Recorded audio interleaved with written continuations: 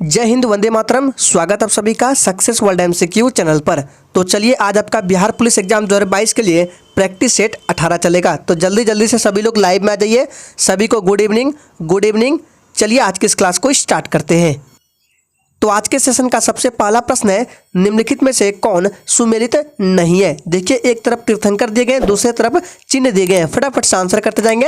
और फ्रेंड्स, आपको ये क्लास हर रोज रात 8 बजे मिलते हैं। तो प्रत्येक स्टूडेंट को रात 8 बजे आने हैं और एक भी दिन आपको प्रैक्टिस सेट को छोड़ना नहीं है, क्योंकि आपकी बार बिहार पुलिस की बहुत ही बम्पर भर्ती निकल कर आने वाली है। इसलिए अभी से आप लोग तैयारी में लग जाइए। चलिए, तो इसका राइट आंसर जो भी बच्चे लाइव चैट में ऑप्शन ए को दे रहे हैं, बिल्कुल सही जवाब दे रहे हैं। इसका राइट आंसर क्या जाएगा? ऋषभदेव हाथी। ये जो है सुमेलित नहीं है। ऋषभदेव का जो चिन्ह है क्या है? सांड। यहाँ पे लिख रहे हैं सांड, या आपको वृषभ भी मिल सकता है। इसका राइट आंसर ऑप्शन ए के साथ चला जाएगा। महावीर बिल्कुल सही है। अरिष्टनेमी शंख ये भी सही है। शांतिनाथ मृग ये भी सही है। और ये महावीर जो है ये 24वें तीर्थंकर है, याद रखना है। नेक्स्ट है, मनुष्य के नाखून एवं बाल में कौन सा प्रोटीन विद्यमान होता है? इंपॉर्टेंट प्रश्न, आंसर करेंगे। मनुष्य के नाखून एवं बाल में कौन सा प्रोटीन विद्यमान होता है? तो याद रखना है किरेटिन। किरेटिन नाम का प्रोटीन होता है। ऑप्शन 20 प्रश्न का बिल्कुल सही जवाब हो जाएगा। चलिए आगे बढ़ते हैं। नेक्स्ट है, खो खो में खिलाड़ियों की संख्या कितनी होती है? चलिए आंसर करते जाएंगे। और फ्रेंड्स, अगर आपको किसी भी प्रश्न में थोड़ा भी डाउट होता है तो तुरंत आप कमेंट करके पूछ सकते हैं, आपको रिप्लाई तुरंत दिया जाएगा। तो खो खो में खिलाड़ियों की संख्या 9 होती है, याद रखना है। ऑप्शन 20 प्रश्न का बिल्कुल सही जवाब हो जाएगा। बात करें पोलो, एक पूछा जाता है, पोलो में खिलाड़ियों की संख्या 4 याद रखना है। और याद रखना है हॉकी, फुटबॉल, क्रिकेट, इसमें 11 होती है खिलाड़ियों की संख्या। सभी पॉइंट्स को याद रखना इंपॉर्टेंट है। नेक्स्ट है, बिहार में राज्यसभा सदस्यों की संख्या कितनी है? फटाफट से आंसर करते जाएंगे। और जो भी स्टूडेंट चैनल पर पहली बार आए या चैनल पर नए हैं, चैनल को सब्सक्राइब करके साथ में बेल आइकन को भी प्रेस कर लेंगे, ताकि आने वाले समय में बिहार पुलिस से रिलेटेड एक भी अपडेट आपसे मिस ना हो। तो देखिए, यहाँ पे पूछा जा रहा है बिहार में राज्यसभा सदस्यों की संख्या कितनी है? तो 16 है, याद रखना है। अगर बात करें बिहार में लोकसभा सदस्यों की संख्या, तो इसका राइट आंसर 40 हो जाएगा। अगर बात करें विधानसभा पूछ लिया जाए तो 243 है, और विधान परिषद पूछ लिया जाए तो 75 है। सभी पॉइंट्स को याद रखना है, इंपॉर्टेंट है। चलिए इसी के साथ आगे बढ़ते हैं। नेक्स्ट क्वेश्चन है, शिक्षा में सुधार हेतु ब्रिटिश सरकार ने सैडलर विश्वविद्यालय आयोग कब नियुक्त किया? फटाफट से आंसर करेंगे। शिक्षा में सुधार हेतु ब्रिटिश सरकार ने सैडलर विश्वविद्यालय आयोग कब नियुक्त किया? इसका सही जवाब है 1917 ईस्वी में। ऑप्शन 20 प्रश्न का बिल्कुल सही जवाब हो जाएगा। और उस समय जो है वायसराय कौन था? लॉर्ड चैम्सफोर्ड था, याद रखना है। नेक्स्ट है, भारत के संविधान में चुनाव प्रणाली का प्रावधान किस अनुच्छेद में किया गया है? अत्यंत इंपॉर्टेंट वीवीआई प्रश्न है। भारत के संविधान में चुनाव प्रणाली का प्रावधान किस अनुच्छेद में किया गया है? इसका सही जवाब है अनुच्छेद 324 से 329 में। ऑप्शन 20 प्रश्न का बिल्कुल सही जवाब हो जाएगा। नेक्स्ट है, किस राज्य की सरकार ने मुख्यमंत्री चिरंजीवी योजना को शुरू किया है? फटाफट से आंसर करते जाएंगे। किस राज्य की सरकार ने मुख्यमंत्री चिरंजीवी योजना को शुरू किया है? इसका सही जवाब है ऑप्शन बी, राजस्थान। ऑप्शन 20 प्रश्न का बिल्कुल सही जवाब हो जाएगा। और राजस्थान जो है क्षेत्रफल की दृष्टि से सबसे बड़ा राज्य है। नेक्स्ट है, विश्व पर्यावरण दिवस प्रतिवर्ष किस तिथि को मनाया जाता है? चलिए आंसर करेंगे। विश्व पर्यावरण संरक्षण दिवस पूछा जा रहा है, ना कि विश्व पर्यावरण दिवस। तो देखिए, विश्व पर्यावरण संरक्षण दिवस प्रतिवर्ष 26 नवंबर को मनाया जाता है। ऑप्शन सी प्रश्न का बिल्कुल सही जवाब हो जाएगा। अगर बात करें 5 जून, तो 5 जून को विश्व पर्यावरण दिवस मनाया जाता है, न कि विश्व पर्यावरण संरक्षण दिवस। विश्व पर्यावरण संरक्षण दिवस 26 नवंबर, 5 जून को विश्व पर्यावरण दिवस, और 8 सितंबर को विश्व साक्षरता दिवस या अंतर्राष्ट्रीय साक्षरता दिवस, याद रखना इंपॉर्टेंट है। नेक्स्ट है, भारत का राष्ट्रीय विरासत पशु निम्न में से कौन सा है? चलिए आंसर करेंगे। सोच समझ का आंसर करना है। और फ्रेंड्स, याद रहे, आपको एक भी दिन प्रैक्टिस सेट को छोड़ना नहीं है। अभी से आप लोग हर रोज प्रैक्टिस सेट को जरूर लगाएं। तो भारत का राष्ट्रीय विरासत पशु निम्न में से कौन सा है? हाथी है। ऑप्शन ए इस प्रश्न का बिल्कुल सही जवाब हो जाएगा। और इसे 21 अक्टूबर याद रखना है। हाथी को 21 अक्टूबर 2010 को, याद रखना है, 2010 को भारत का राष्ट्रीय विरासत पशु घोषित किया गया। नेक्स्ट है, 31वां व्यास सम्मान से किसे सम्मानित किया गया है? यहाँ पे 31वां कर लीजिए। 31वां व्यास सम्मान से किसे सम्मानित किया गया है? संजू नारायण, अनिल बाजवा, प्रोफेसर शरद पगारे या डॉक्टर शरण कुमार लिम्बाम्बे। इसका जो सही जवाब है ऑप्शन सी के साथ चला जाएगा। क्या जाएगा? प्रोफेसर शरद पगारे, याद रखना है। इन्हें 31वां व्यास सम्मान से सम्मानित किया गया है। ऑप्शन सी प्रश्न का बिल्कुल सही जवाब हो जाएगा। जब PDF मिलेगा तो उसमें सही कर दिया जाएगा। चलिए आगे बढ़ते हैं। नेक्स्ट है, ग्लाइकोजन का संग्रह शरीर के किस अंग में होता है? चलिए आंसर करेंगे। ग्लाइकोजन का संग्रह संग्रह शरीर के किस अंग में होता है? इसका सही जवाब क्या हो जाएगा? यकृत तथा मांसपेशी में। याद रखना है, ग्लाइकोजन का संग्रह शरीर के किस अंग में होता है? तो यकृत तथा मांसपेशी में। याद रखना इंपॉर्टेंट है। नेक्स्ट है, विधि निर्माण की प्रक्रिया भारतीय संविधान में किस देश के संविधान से लिया गया है? चलिए आंसर करेंगे। विधि निर्माण की प्रक्रिया भारतीय संविधान में किस देश के संविधान से लिया गया है? इसका सही जवाब है जापान। याद रखना है, ऑप्शन 20 प्रश्न का बिल्कुल सही जवाब हो जाएगा जापान से। नेक्स्ट है, किस गवर्नर जनरल ने सिविल सेवा में प्रवेश की आयु को 19 वर्ष से बढ़ाकर 21 वर्ष कर दिया था? इंपॉर्टेंट प्रश्न, आंसर करेंगे। चलिए, किस गवर्नर जनरल ने सिविल सेवा में प्रवेश की आयु को 19 वर्ष से बढ़ाकर 21 वर्ष कर दिया था? तो इसका सही जवाब लाइव चैट में जो भी बच्चे ऑप्शन बी को दे रहे हैं बिल्कुल सही जवाब दे रहे हैं, लॉर्ड रिपन। ऑप्शन 20 प्रश्न का बिल्कुल सही जवाब हो जाएगा और लॉर्ड रिपन को भारत में स्थानीय स्वशासन का जनक माना जाता है। नेक्स्ट है, प्रसिद्ध पुर्तगाली यात्री डोमिंग पायस किसके शासनकाल में विजयनगर की यात्रा की थी? पूछा गया प्रश्न, आंसर करेंगे। प्रसिद्ध पुर्तगाली यात्री डोमिंग पायस किसके शासनकाल में विजयनगर की यात्रा की थी? इसका सही जवाब है कृष्णदेव राय। याद रखना है, कृष्णदेव राय के शासनकाल में विजयनगर की यात्रा की थी। ऑप्शन ए इस प्रश्न का बिल्कुल सही जवाब हो जाएगा। चलिए आगे बढ़ते हैं। नेक्स्ट है, ब्राह्मणी निम्नलिखित में से किस नदी की सहायक नदी है? फटाफट से आंसर करेंगे। ब्राह्मणी जो है ये निम्नलिखित में से किस नदी की सहायक नदी है? तो ध्यान दीजिएगा, ये ब्राह्मणी जो है यह उड़ीसा की प्रमुख नदी है और यह जो है महानदी की सहायक नदी है। ऑप्शन 20 प्रश्न का बिल्कुल सही जवाब हो जाएगा महानदी। याद रखना इंपॉर्टेंट है। नेक्स्ट है, ग्रामीण युवा रोजगार हेतु प्रशिक्षण कार्यक्रम की शुरुआत किस वर्ष की गई थी? सोच समझ कर आंसर करना है और सेशन के एंड में अपना अपना स्कोर जरूर देना है कि अपने 50 प्रश्न में से कितने प्रश्न का सही जवाब दिए हैं। इसका सही जवाब है 1979 में। रखना है 15 अगस्त 1979। ऑप्शन सी इस प्रश्न का बिल्कुल सही जवाब हो जाएगा। नेक्स्ट है, रेबीज से मुक्त होने वाला भारत का पहला राज्य कौन बन गया है? इंपॉर्टेंट प्रश्न, आंसर करेंगे। रेबीज से मुक्त होने वाला भारत का पहला राज्य कौन बन गया है? चलिए, और फ्रेंड्स अगर आपको ये सेशन अच्छा लग रहा है तो सभी लोग दिल से एक बार सेशन को जरूर लाइक करेंगे। तो रेबीज से मुक्त होने वाला भारत का पहला राज्य कौन बन गया है? गोवा। याद रखना है, ऑप्शन डी इस प्रश्न का बिल्कुल सही जवाब हो जाएगा गोवा। नेक्स्ट है, संविधान सभा द्वारा राष्ट्रीय ध्वज का प्रारूप कब स्वीकार किया गया? फटाफट से आंसर करेंगे। संविधान सभा द्वारा राष्ट्रीय ध्वज का प्रारूप कब स्वीकार किया गया? इसका सही जवाब है, जो ये बच्चे बी को दे रहे हैं बिल्कुल सही जवाब दे रहे हैं, 22 जुलाई 1947 को स्वीकार किया गया। याद रखना इंपॉर्टेंट है। नेक्स्ट है, चियापास का पठार कहाँ स्थित है? चलिए आंसर करेंगे। चियापास का पठार कहाँ स्थित है? सोच समझ कर आंसर करना है। चलिए, तो याद रखना इसका राइट आंसर ऑप्शन चला देगा किसके साथ? बी के साथ। ये मैक्सिको में स्थित है। ऑप्शन 20 प्रश्न का बिल्कुल सही जवाब हो जाएगा। और फ्रेंड्स, बिहार पुलिस के जितने भी प्रैक्टिस सेट कराए जा रहे हैं सारे प्रैक्टिस सेट के पीडीएफ आपको टेलीग्राम चैनल पर मिल जाएंगे। टेलीग्राम चैनल का लिंक वीडियो के डिस्क्रिप्शन बॉक्स में है, जाइए टेलीग्राम चैनल को ज्वाइन कर लीजिए। वहां जाकर आप सारे सेशन का पीडीएफ बिल्कुल फ्री में डाउनलोड कर सकते हैं, वो भी आंसर के साथ। चलिए आगे बढ़ते हैं। नेक्स्ट है, 8वीं अनुसूची में मूल रूप से कितनी भाषाएं थी? चलिए आंसर करेंगे।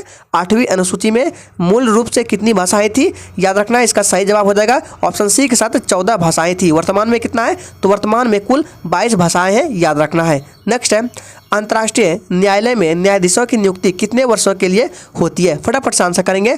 अंतर्राष्ट्रीय न्यायालय में न्यायाधीशों की नियुक्ति कितने वर्षों के लिए होती है?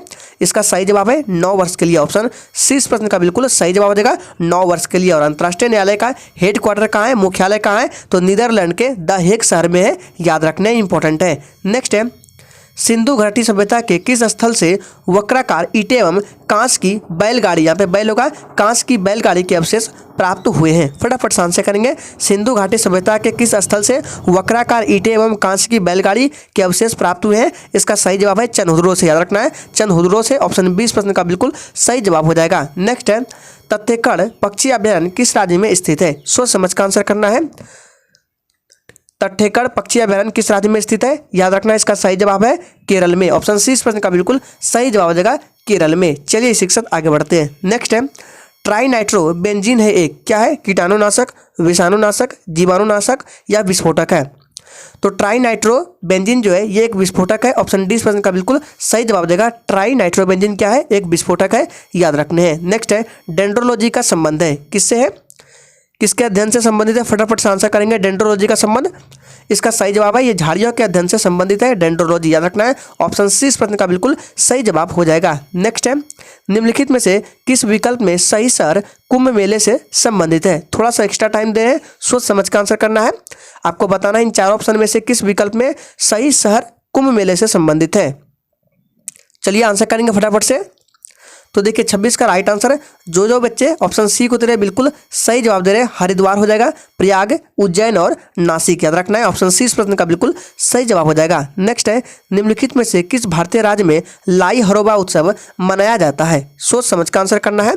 चारों ऑप्शन में से आपको आंसर करने हैं किस भारतीय राज्य में लाई हरोबा उत्सव मनाया जाता है। इसका सही जवाब क्या आ जाएगा? जी बिल्कुल चला जाएगा मणिपुर और त्रिपुरा। देखिए ऑप्शन में मणिपुर है इसलिए राइट आंसर डी के साथ चला जाएगा। अगर त्रिपुरा मिले तो त्रिपुरा भी हो जाएगा क्योंकि दोनों ही राज्य में लाई हरोबा उत्सव मनाया जाता है। नेक्स्ट है, मशहूर पेंटिंग हंस दमयंती के चित्रकार कौन थे? फटाफट से आंसर करेंगे। मशहूर पेंटिंग हंस दमयंती के चित्रकार कौन थे? इसका सही जवाब है राजा रवि वर्मा। ऑप्शन 20 प्रश्न का बिल्कुल सही जवाब हो जाएगा। मशहूर पेंटिंग हंस दमयंती के चित्रकार राजा रवि वर्मा थे। नेक्स्ट है, निम्नलिखित में से किसका संबंध सितार वादन से नहीं है? सोच समझ कर आंसर करना है किसका संबंध सितार वादन से नहीं है। चलिए इसका सही जवाब हो जाएगा क्या हो जाएगा? ऑप्शन डी के साथ चला जाएगा अमजद अली खान। याद रखना है ये सरोद बजाते थे। याद रखना है ऑप्शन डी इस प्रश्न का बिल्कुल सही जवाब हो जाएगा। नेक्स्ट है, जागोई नृत्य किस राज्य का नृत्य रूप है? चलिए आंसर करेंगे। और फ्रेंड्स अगर आपने अभी तक सेशन को लाइक नहीं किया है तो सभी लोग दिल से एक बार सेशन को जरूर लाइक करेंगे। तो जागोई नृत्य किस राज्य का लोक नृत्य है? इसका राइट आंसर ऑप्शन चला जाएगा बी के साथ मणिपुर। याद रखना इंपॉर्टेंट है।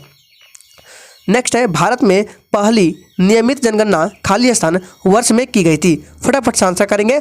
ध्यान दीजिए यहाँ पे पूछा जा रहा है भारत में पहली नियमित जनगणना, तो इसका राइट आंसर ऑप्शन ए के साथ चला जाएगा 1881 ईस्वी में। ऑप्शन ए इस प्रश्न का बिल्कुल सही जवाब हो जाएगा। लेकिन अगर आपसे पूछे कि भारत में पहली जनगणना तो 1872 ईस्वी में लॉर्ड मेयो के काल में हुई थी। याद रखना है। और भारत में पहली नियमित जनगणना जो है 1881 ईस्वी में लॉर्ड रिपन के समय में। दोनों को याद रखना इंपॉर्टेंट है। 1872 में किसके शासनकाल में? लॉर्ड मेयो के काल में। और 1881 में लॉर्ड रिपन के काल में। याद रखना इंपॉर्टेंट है। नेक्स्ट है, बिहार में डालमिया नगर किसके लिए प्रसिद्ध है? चलिए आंसर करेंगे। बिहार में डालमिया नगर किसके लिए प्रसिद्ध है? तो ये जो है सीमेंट के लिए प्रसिद्ध है। ऑप्शन 20 प्रश्न का बिल्कुल सही जवाब हो जाएगा। नेक्स्ट है, राज्य पुनर्गठन अधिनियम किस वर्ष पारित किया गया था? चलिए आंसर करेंगे। राज्य पुनर्गठन अधिनियम किस वर्ष पारित किया गया था? तो याद रखना ये 1956 में, जुलाई 1956 में पारित किया गया था। ऑप्शन 20 प्रश्न का बिल्कुल सही जवाब हो जाएगा। नेक्स्ट है, बटलर कमेटी जो कि 1927 में बना का उद्देश्य क्या था? चलिए आंसर करेंगे। फटाफट से आंसर करेंगे। बटलर कमेटी का गठन 1927 में हुआ। इसका उद्देश्य क्या था? इसका उद्देश्य था ब्रिटिश सरकार एवं देशी राज्यों के मध्य संबंधों को सुधारना। यही इसका उद्देश्य था। ऑप्शन सी इस प्रश्न का बिल्कुल सही जवाब हो जाएगा। चलिए इसी के साथ आगे बढ़ते हैं। नेक्स्ट क्वेश्चन है, तुर्कमेनिस्तान की राजधानी कौन सी है? चलिए आंसर करेंगे। तुर्कमेनिस्तान की राजधानी कौन सी है?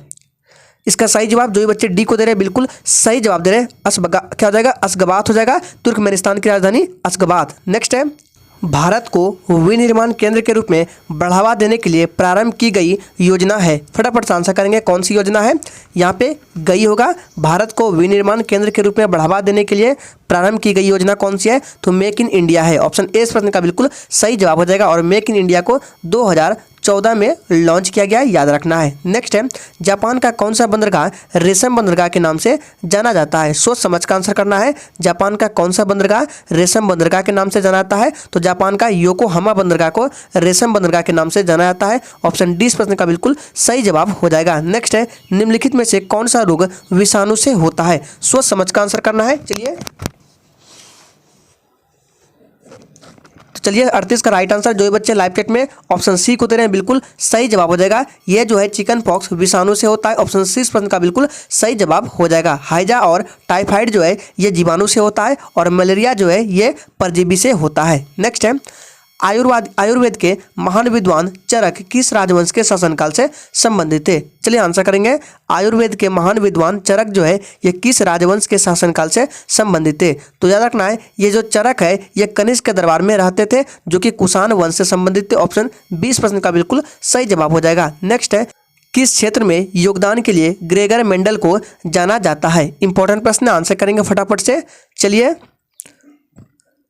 इसका सही जवाब है अनुवांशिकी। अनुवांशिकी के क्षेत्र में योगदान के लिए ग्रेगर मेंडल को जाना जाता है। बी बिल्कुल सही जवाब है। नेक्स्ट है, दिल्ली के लाल किले में मोती मस्जिद का निर्माण किसने करवाया था? ध्यान दीजिए, यहाँ पे पूछा जा रहा है दिल्ली के लाल किला में, ना कि आगरा में। तो दिल्ली के लाल किले में मोती मस्जिद का निर्माण किसने करवाया था? इसका सही जवाब है औरंगजेब ने। ऑप्शन 20 प्रश्न का बिल्कुल सही जवाब हो जाएगा। बात करें कि आगरा में मोती मस्जिद, तो आगरा में मोती मस्जिद का निर्माण शाहजहां ने करवाया था। दोनों को याद रखना इंपॉर्टेंट है। नेक्स्ट है, नागी पक्षी विहार किस जिले में स्थित है? चलिए आंसर करेंगे, नागी पक्षी विहार किस जिले में स्थित है? तो याद रखना ये बिहार के जमुई में है, याद रखना है। सी बिल्कुल सही जवाब हो जाएगा। नेक्स्ट है, निम्नलिखित में से कौन सा जीवाश्म ईंधन नहीं है? सोच समझ कर आंसर करना है। निम्नलिखित में से कौन सा जीवाश्म ईंधन नहीं है? इसका सही जवाब क्या हो जाएगा? जी बिल्कुल परमाणु ऊर्जा जो है ये जीवाश्म ईंधन नहीं है। बाकी तीनों पेट्रोलियम, प्राकृतिक गैस, कोयला ये जीवाश्म ईंधन है। नेक्स्ट है, पर्यावरण से संबंधित प्रसिद्ध मॉन्ट्रियल समझौता किस वर्ष किया गया था? इंपॉर्टेंट प्रश्न, आंसर करेंगे। पर्यावरण से संबंधित प्रसिद्ध मॉन्ट्रियल समझौता किस वर्ष किया गया था? इसका सही जवाब है 1987 में। सी बिल्कुल सही जवाब हो जाएगा 1987 ईस्वी में। नेक्स्ट है, निम्नलिखित में से कौन सी नदी का उद्गम भारत में नहीं है? सोच समझ का आंसर करना है। निम्नलिखित में से कौन सी नदी का उद्गम भारत में नहीं है? इसका सही जवाब है ब्रह्मपुत्रा नदी। ऑप्शन सी इस प्रश्न का बिल्कुल सही जवाब हो जाएगा। और ब्रह्मपुत्रा नदी को तिब्बत में किस नाम से जाना जाता है? तो सांगपो के नाम से जाना जाता है। ब्रह्मपुत्रा नदी को अरुणाचल प्रदेश में दिहांग के नाम से जाना जाता है। सभी पॉइंट्स को याद रखना है। और ब्रह्मपुत्रा नदी को असम में ब्रह्मपुत्रा के नाम से ही जाना जाता है। नेक्स्ट है, भारत के किस प्रदेश की सीमाएं 3 देशों क्रमशः नेपाल, भूटान एवं चीन से मिलती है? चलिए आंसर करेंगे, भारत के किस प्रदेश की सीमाएं 3 देश क्रमशः नेपाल, भूटान एवं चीन से मिलती है? ये कौन सा राज्य है? तो सिक्किम हो जाएगा। ऑप्शन डी इस प्रश्न का बिल्कुल सही जवाब हो जाएगा। नेक्स्ट है, निम्नलिखित में से राज्यों में से किसकी तटरेखा सर्वाधिक है? इंपॉर्टेंट प्रश्न, आंसर करेंगे गुजरात, महाराष्ट्र, केरल, तमिलनाडु। चलिए, तो इसका सही जवाब जो भी बच्चे ऑप्शन ए को दे रहे हैं बिल्कुल सही जवाब दे रहे हैं। गुजरात राज्य की तटरेखा सर्वाधिक है। आप लोग कमेंट करके बताएंगे कि सर्वाधिक तटरेखा में दूसरे स्थान पर कौन से राज्य आते हैं। देखते हैं कितने बच्चे आंसर कर पाते हैं। दूसरे और तीसरे स्थान पर कौन से राज्य आते हैं, आपको आंसर करने हैं। नेक्स्ट है, गंगा के मैदानों की पुरानी कछारी मिट्टी क्या कहलाती है? चलिए आंसर करेंगे, गंगा के मैदानों की पुरानी कछारी मिट्टी क्या कहलाती है? इसका सही जवाब है बांगर। ऑप्शन ए इस प्रश्न का बिल्कुल सही जवाब हो जाएगा बांगर। अगर बात करें गंगा के मैदानों की नई कछारी मिट्टी, तो खादर हो जाएगा। दोनों को याद रखना है, इंपॉर्टेंट है। नेक्स्ट है, खजुराहो के मंदिर किस राज्य में है? चलिए आंसर करेंगे, खजुराहो के मंदिर किस राज्य में है? तो ये मध्य प्रदेश में है। राजधानी कहाँ है? तो भोपाल है, याद रखना है। आज के सेशन का आखिरी प्रश्न है, विश्व की सबसे लंबी दरार घाटी किस महाद्वीप में स्थित है? फटाफट से आंसर करेंगे। Australia, America, Asia, Europe. देखिए, जो इसका राइट आंसर होगा ऑप्शन में नहीं दिया गया है। चलिए ऑप्शन में देते हैं अफ्रीका। इसका राइट आंसर क्या जाएगा? अफ्रीका हो जाएगा। विश्व की सबसे लंबी दरार घाटी किस महाद्वीप में? अफ्रीका महाद्वीप में, याद रखना है। और अफ्रीका महाद्वीप ये एक ऐसा महाद्वीप है जिससे होकर तीनों रेखाएं गुजरती है, कर्क रेखा, मकर रेखा और भूमध्य रेखा। और अफ्रीका महाद्वीप को काला महाद्वीप या अंध महाद्वीप के भी नाम से जाना जाता है। इंपॉर्टेंट है, याद रखने हैं। तो आज के सेशन में ये 50 अति महत्वपूर्ण प्रश्नों को रखा गया था। तो आज के लिए इतना ही। चलिए कल फिर मिलते हैं रात 8 बजे नेक्स्ट क्लास के साथ।